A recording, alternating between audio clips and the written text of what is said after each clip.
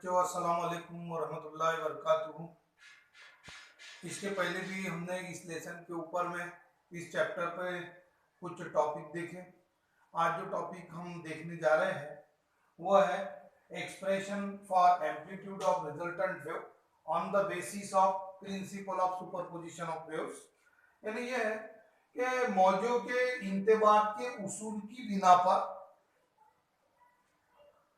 महासूल मौज के हैता की मसावत, मतलब हमारा जो यहाँ पर जो टारगेट है, जो मालूम करना है हमें, वो ये है कि महासूल मौज का हैता निकालना है। क्योंकि अब जब ये दो मौजों का जब इंतबाक होगा तो वहां एक महासूल मौज जो है हासिल होंगी, तो उस महासूल मौज का हैता हमें मालूम करना है। तो अब ये कि वो दो मौजें पहले हमको यहाँ पर लेना पड़ेगा कि वो दो मौजें कौन सी है, उनकी मसावतें क्या है। तो वो दो मौजों की मसावत इस तरह है, y is equal to y1 is equal to a1 sine omega t, और दूसरी जो मसावत है y2 is equal to a2 sine omega t plus five. इस तरीके से ये दो मसावतें, दो इक्वेशन मौजों की हमने यहाँ पर लिए। ये दो मौजें आपस में इंतबाक करेंगी। तो हम यहाँ पर ये देख रहे हैं कि ये दोनों मौजों के हैता जो है वो मुख्तलिफ है। यहाँ पर पहली मौज जो है उसका हैता A1 से जाहिर किया गया, तो दूसरी मौज का जो हैता है वो A2 से जाहिर किया गया। मतलब ये है कि ये दोनों मौजों के हैता मुख्तलिफ है। और इसके साथ साथ हम ये देख रहे हैं कि यहाँ ये ओमेगा को कोई सफिक्स नहीं है, मतलब ओमेगा 1 ओमेगा 2। तो यहाँ से ये बात जाहिर हो रही कि दोनों मौजों की जो तवातीर है वो यकसा है, दोनों मौजों के तवातीर ये यकसा है। और एक तीसरी बात जो इसके अंदर में दिखाई दे रही है दोनों इक्वेशन को देखने के बाद, वो ये कि इस इक्वेशन के अंदर में ये फाई है। तो ये फाई क्या है? तो दोनों मौजों के दरमियान हैयत का फर्क है। तो आइए इसे इस तरीके से कहा जा सकता है कि दो मौजे जिनके तवातीर यकसा, यानी यकसा तवातीर वाले, और ये के मुख्तलिफ हैता, और दोनों मौजों के दरमियान हैयत का फर्क जो है वो फाई है। वो दो मसावतें, वो दो मौजे इस तरह है, y1 is equal to a1 sine omega t, y2 is equal to a2 sine omega t plus five. अब ये है कि इनका हमारा जो टारगेट है वो ये है कि महासूल मौज का हैता मालूम करना है इंतबाक के बाद। तो ये है कि दोनों मौजों का इंतबाक हमको यहाँ पर लेना है। ये फाई जो है वो हैयत का फर्क है। जिस तरीके से हमने देखे कि अगर दोनों मौजों के दरमियान हैयत का फर्क अगर समझो के 0 डिग्री हो, तो ये दोनों मौजे जो है वो यकसा हैयत में होती है। अगर दोनों मौजे मुखालिफ हैयत में हो तो हैयत का फर्क जो है वो 180 डिग्री होता है। तो यहाँ इन दोनों मौजों का जो है हमें इंतबाक लेना है।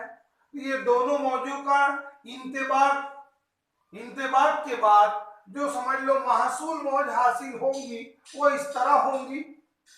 मुहासिल मौज कहा जा सकता है, मुहासिल मौज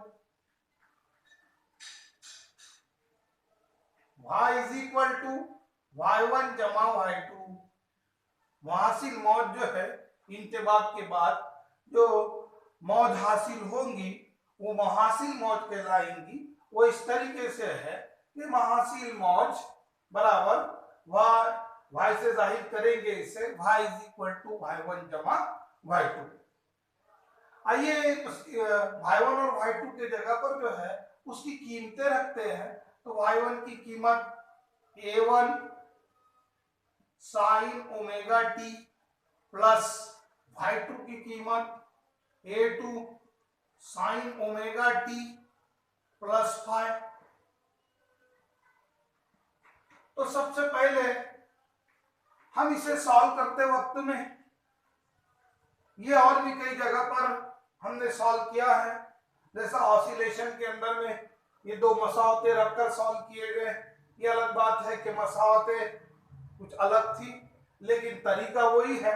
यहाँ मसावत को सॉल्व करते वक्त में हम सबसे पहले ये देखेंगे कि इन दोनों में से कुछ कॉमन निकाला जा सकता है क्या, कुछ कॉमन है क्या। तो इसके अंदर में कोई कॉमन नहीं है।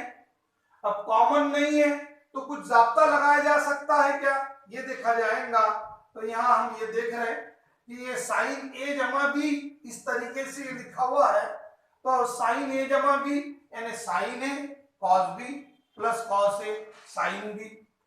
तो यहाँ A1 sine omega t plus A2 इसकी तौसी करते A2 sign A cos B sign A cos B plus cos A के जगह पर हमारा जो है ओमेगा टी है और बी के जगह पर फाई है। तो sign A cos B plus cos A sine B, इस तरीके से इसकी तौसी हुई।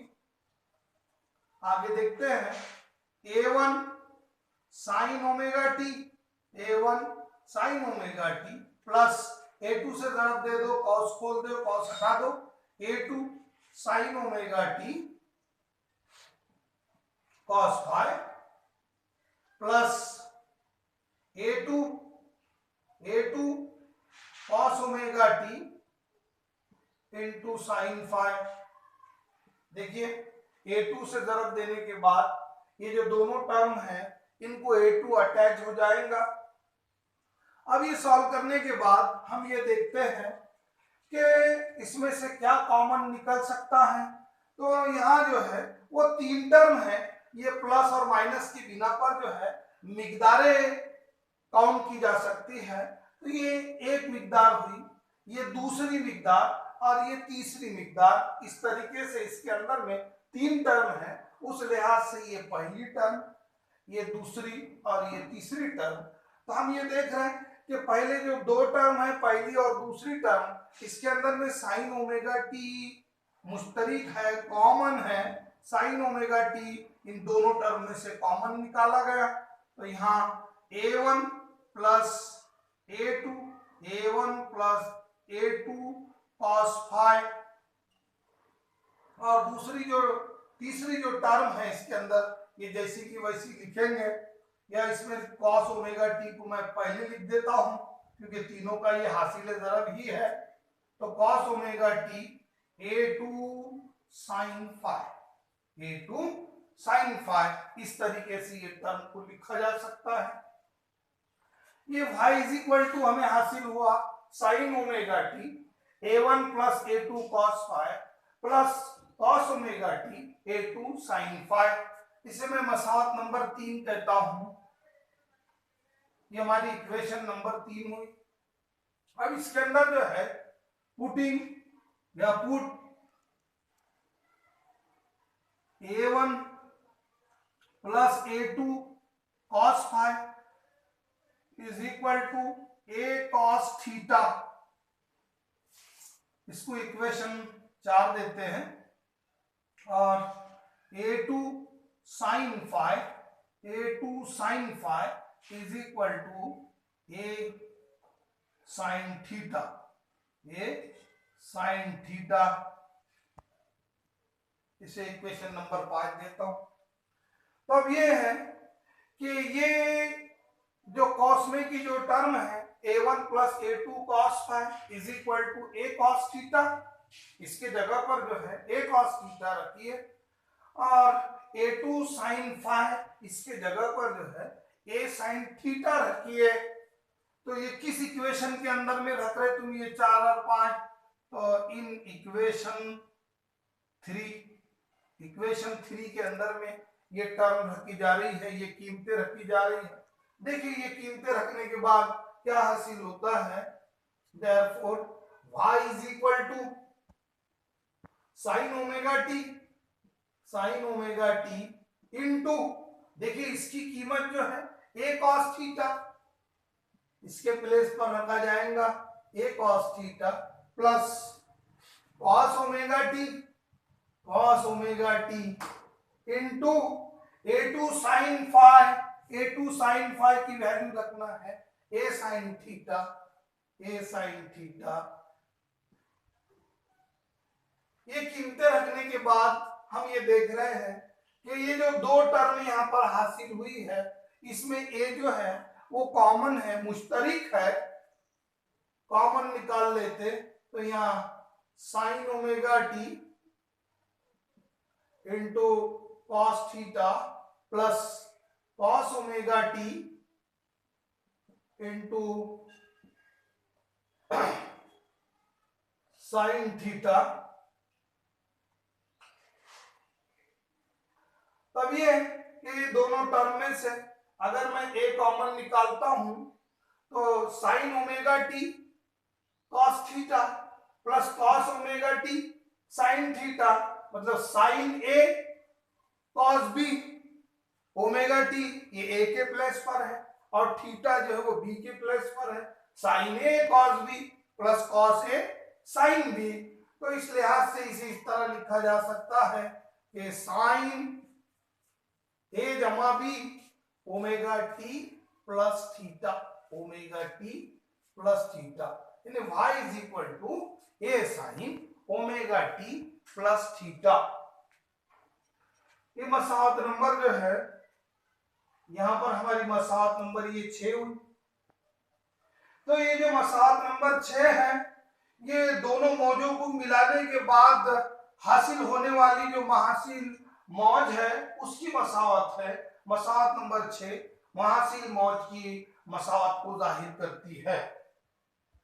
अब हमारा जो टारगेट है वो ये है कि दोनों मौजों के इंतबाक के बाद ये महासूल मौज जो हासिल होंगी उसका हैता हमें मालूम करना है। तो आइए देखते हैं कि ये हैता किस तरह मालूम होगा। तो ये जो हैता है ये मसावत नंबर 4 और 5 का इस्तेमाल करते हुए हम मालूम कर सकते हैं। वो किस तरह के मसावत नंबर ये 4 का स्क्वायर कीजिए, इसका मुरब्बा कीजिए, उसी तरीके से मसावत नंबर 5 का मुरब्बा लीजिए और ये दोनों को जो है इनका मजमुआ कीजिए तो हमें जो है वो ए की कीमत यहाँ पर हासिल होगी। ठीक है, आइए देखते हैं किस तरह हासिल की जा सकती है। तो squaring equation 4 plus squaring equation 5। ठीक है, मसावत नंबर 4 का जो है वो स्क्वायर कीजिए, 5 का स्क्वायर कीजिए और दोनों का मजमुआ कीजिए तो वही गेट देखिए क्या हासिल होगा कि यहाँ a1 plus a2 cos phi इसका स्क्वायर प्लस अब ये कि लेफ्ट हैंड साइड का लेफ्ट हैंड साइड में ही स्क्वायर कीजिए, उसे उसमें ही ऐड कीजिए लेफ्ट हैंड साइड में ही। तो ये होगा a2 का square sine square 5 is equal to A square cos square theta plus A square sine square theta. देखिए जिस साइड का उस साइड के अंदर में ही स्क्वायर करके एडिंग करना है। आइए इसका स्क्वायर देखते हैं। तब ये है a जमा बी होल स्क्वायर। तो हमें मालूम है कि a जमा बी होल स्क्वायर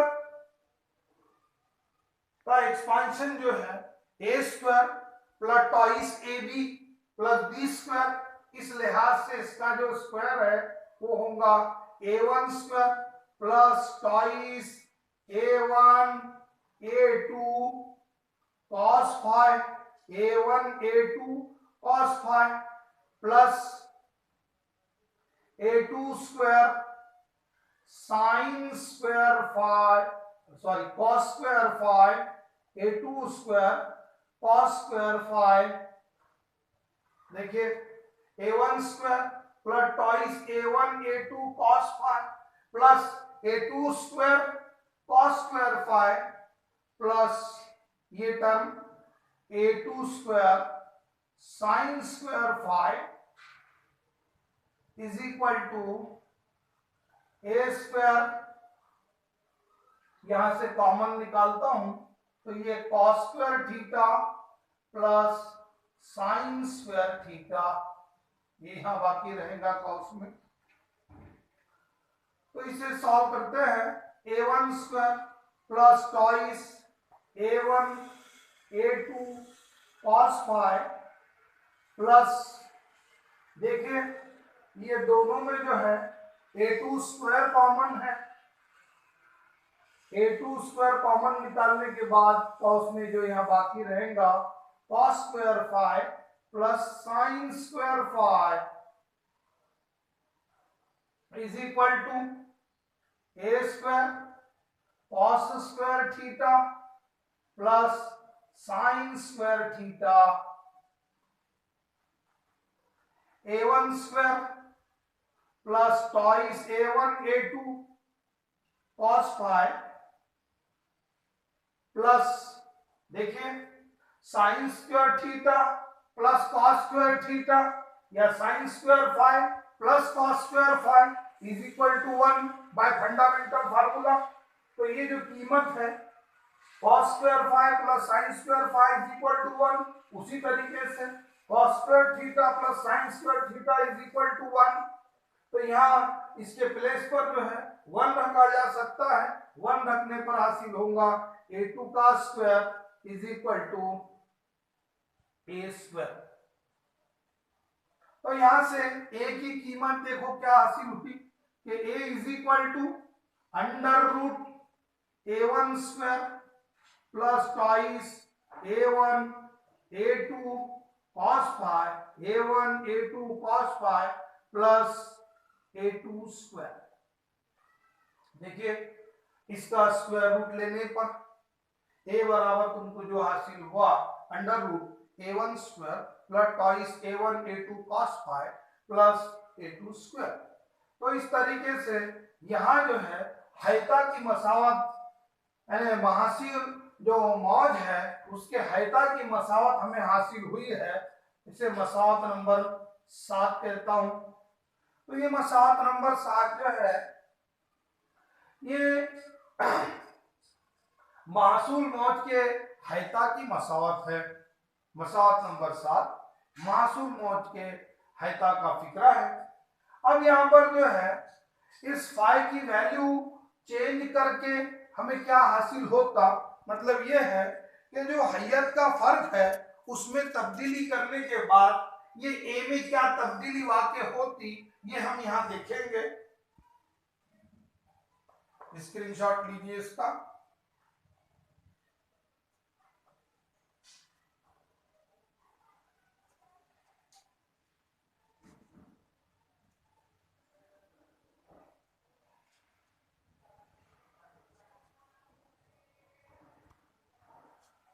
देखिए स्पेशल केसेस सिलेबस में से स्पेशल केसेस करके जाहिर किया गया। अब ये स्पेशल केसेस के अंदर जो है ये कि अगर समझ लो if phi is equal to 0 degree, यानी फाई की जो वैल्यू है वो 0 डिग्री इसके अंदर में रखी जाए, क्या होगा अगर फाई की वैल्यू तुम 0 डिग्री रखते हैं, इसका मतलब ये है कि दोनों मौजों के दरमियान हैयत का फर्क 0 डिग्री है, यानी कि ये दोनों मौजे जो है वो यकसा हैयत में है अगर फाई की वैल्यू 0 रखी जाए। तो देखिए कि मसावत नंबर 7 क्या होगा। इक्वेशन 7 इंप्लाइज फाई की वैल्यू जो है 0 डिग्री रखने पर a is equal to under root A1 square plus twice A1 A2 cos 0 degree plus A2 square is equal to under root A1 square plus twice A1 A2 plus A2 square. देखिए cos 0 की जो value है वो 1 है। cos 0 की value यहाँ 1 रखने पर ये टॉइस A1 A2 और ये जो फर्स्ट और थर्ड टर्म है ये एज इट इज रहेंगे।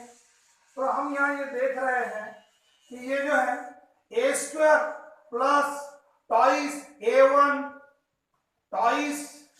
A1 square plus twice A1 A2 plus A2 square, इसे इस तरह लिखा जा सकता है A1 प्लस A2 का होल स्क्वायर, उसी का ये एक्सपांशन है। तब यहाँ पर ये स्क्वायर और रूट एक दूसरे से हटा दिए जाए तो ये होगा A1 plus A2, A is equal to A1 plus A2। ये हो गया हमारा मसाला नंबर 8 दे देते हैं इसे। तो इस तरीके से फाई की वैल्यू 0 रखने पर अगर दोनों मौजे यकसा हैयत में हो, तो हमने ये देखे थे पिछले लेक्चर में कि अगर दोनों मौजे यकसा हैयत में हो तो वहां पर हैता जो है वो आजम होता है और वो हैता दोनों मौजों के इनफरादी हैता के मजमुए के मसावी होता है। देखिए A is equal to A1 जमा A2 ये हमें हासिल हुआ। अब सेकंड जो केस है, सेकंड केस के अंदर में if phi is equal to 180 degree, अगर फाई की वैल्यू जो है 180 डिग्री ली जाए, मतलब ये है कि दोनों मौजे मुखालिफ हैयत में हो। तो देखिए अगर दोनों मौजे मुखालिफ हैयत के अंदर है तो यहाँ पर क्या होता है देखेंगे, आइए से सॉल्व करते हैं। देयरफॉर इक्वेशन 7 implies कि A is equal to under root A1 square plus twice A1 A2 cos 180 degree plus A2 square. देखिए ये फाई के जगह पर 180 डिग्री रखा गया is equal to under root A1 square plus, अब ये कि यहां जो है एक स्टेप बढ़ा लेता हूं, toys A1 A2 cos 180 degree, इसकी जो वैल्यू है वो -1 प्लस A2 स्क्वायर। तो यहां हम ये देखेंगे कि जो ट्रिग्नोमेट्री के जो 6 फंक्शन है, ट्रिग्नोमेट्री के 6 फंक्शन के अंदर में एक बात ये देखी गई कि अगर जाविये में 180 डिग्री से चेंज किया जाए, जाविये को अगर 180 डिग्री से तब्दील किया जाए तो उसकी जो वैल्यू है वो वही वैल्यू आती है विद चेंज इन साइन। मसलन ये कि जैसा cos 0 की वैल्यू जो है हमने अभी ऊपर में रखी कि cos 0 की वैल्यू जो है वो 1 है, तो उसी हिसाब से cos 180 डिग्री की भी वैल्यू आएंगी लेकिन विद चेंज इन साइन। हाँ, अगर उसकी कीमत जो है वैल्यू अगर 0 आती है तो फिर बात अलग है, जैसा कि साइन 0 0, उसी तरीके से साइन 180 डिग्री ये भी समझ लो 0, लेकिन 0 is neither negative nor positive, उसके लिहाज से अगर उसकी कीमत एक्चुअल में 0 आ रही है तो उसमें कोई तब्दीली नहीं होगी। लेकिन अगर इसके अलावा कोई कीमत है तो जाविये में 180 डिग्री से तब्दीली करने के बाद यहां जो है वो साइन की तब्दीली होगी। जैसा कि मैं अगर यहाँ पर अभी ये जो cos 180 डिग्री है, इसको अगर cos 180 के अंदर फिर से 180 अगर ऐड किए जाए तो ये 360 डिग्री हो जाएगा। तो cos 360 डिग्री 360 डिग्री का जो है तो वो +1 आएगा।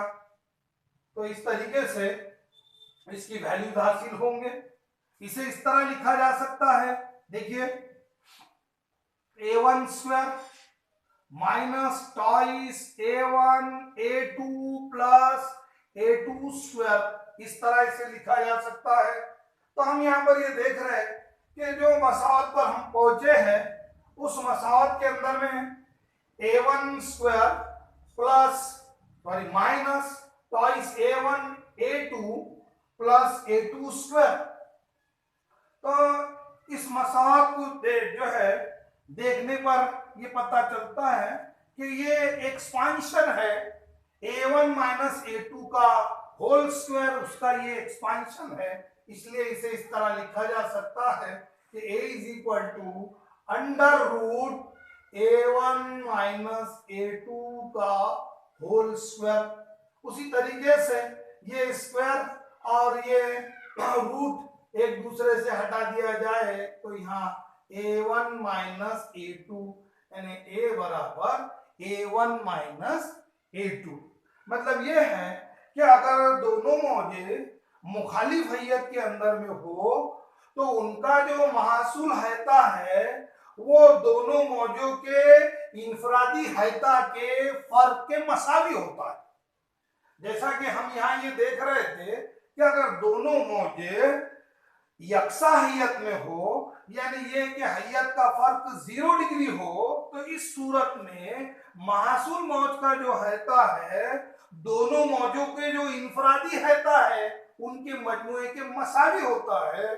जबकि अगर दोनों मौजे मुखालिफ हैयत में हो, यानी ये फाई जो है 180 डिग्री हो, तो ऐसी सूरत में महासूल मौज का जो हैता है दोनों मौजों के इनफरादी हैता के फर्क के मसावी होता है। इसे मैं मसावत नंबर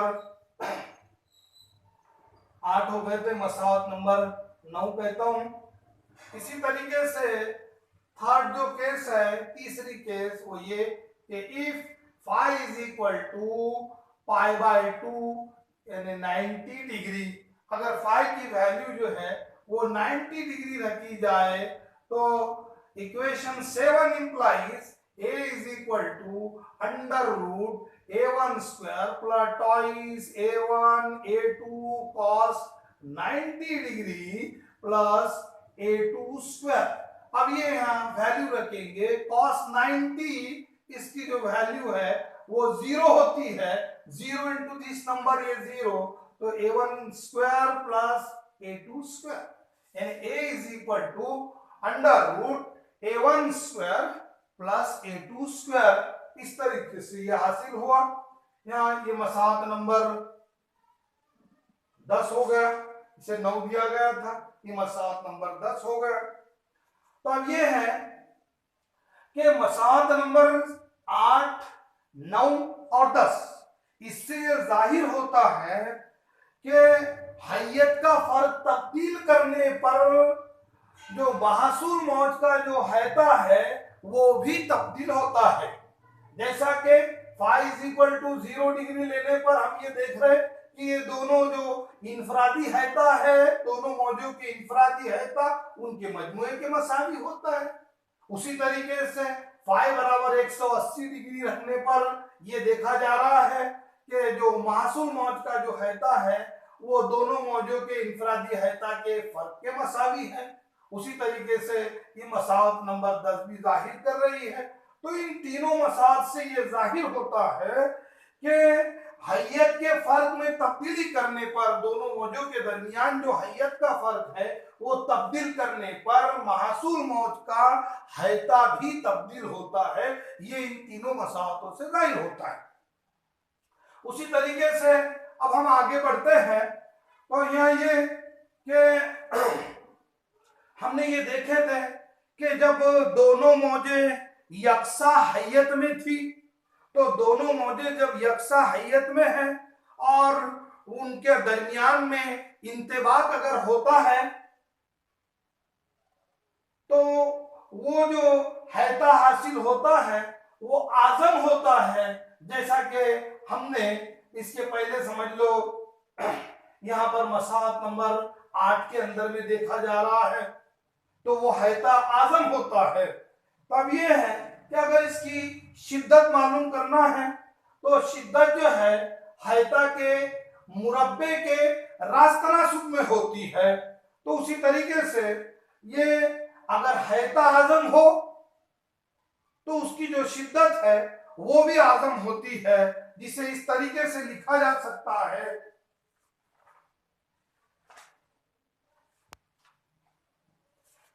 यहाँ जो शिद्दत है वो आई से जाहिर की गई है। आइए देखते हैं। शिद्दत आई मैक्स ये रास तनासुब के अंदर में होगा ए मैक्स के, क्योंकि शिद्दत हैता के मुरब्बे के रास तनासुब में होती है और हैता ये एम्पलीट्यूड जो है वो ए है।